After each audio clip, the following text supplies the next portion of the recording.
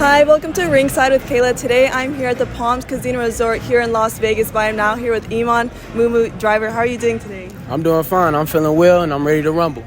And to start off, you are already so early in your career, but how does it feel to already have the opportunity to fight on one of the undercards for Top Rank, especially for such a huge boxing weekend here in Las Vegas, Nevada? It feels great, especially to be this early in my career and to be here in Vegas, where I always dreamed of fighting since a little boy. So it really feels great to be here, and I'm anxious to take advantage of this opportunity that I'm given. And you started training at the James Curls Indianapolis Boxing Club, and I heard that at that area you had to keep a grade above a 2.5 grade point average. Tell me a little bit about that. So I had to do that, and that was always pretty hard, especially with trying to stay focused in boxing.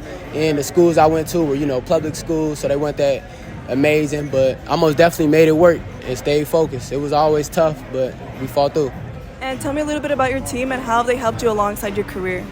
My team helped me a lot, just as motivation, just knowing that they facing the same type of problems outside of the gym and outside of the ring that I face, as far as food problems or whatever, just even them living in poverty, stuff like that. Knowing that they was facing all that and still coming to the gym, training, getting work, it always motivated me a lot, inspirational. And what would you say is the biggest lesson that you learned in boxing, especially with all the experience that you had behind it? The biggest lesson would be to keep my hands up and keep my head on the swivel, always stay focused. And your coach the other day said that your biggest accomplishment is actually outside of boxing. He said it was more about how strong of a leader you are and how much impact you have on the foundation back at home. Tell me a little bit about that as well. Yes, he was saying that because I just always been one of those guys that try to motivate anybody next to me, especially if I see that you actually have some type of courage to try and go after something. I will always just try to motivate anybody near me. I always tried to be a leader. And how does it feel to already be a role model for all the young athletes back at home? And what is something that you hope they take away from you?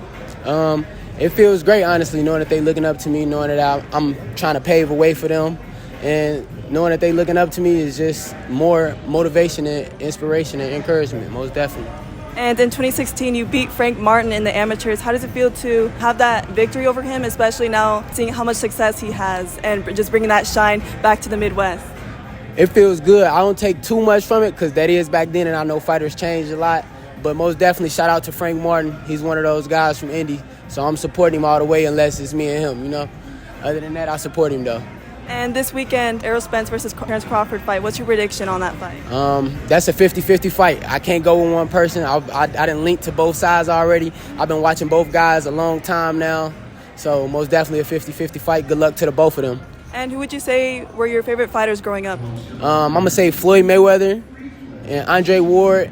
And I got to put Roy Jones Jr. in there. He's like the Allen Iverson of boxing. Yeah.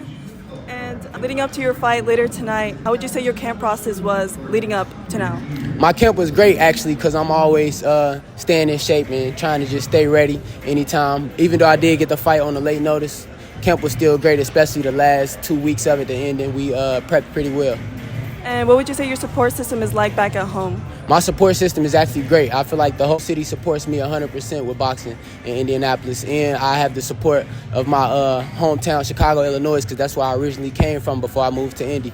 So I feel like I have a lot of support in the Midwest.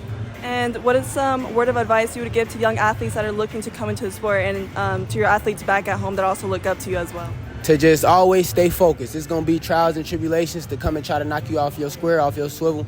Just stay focused. And what can fans expect to see from you tonight?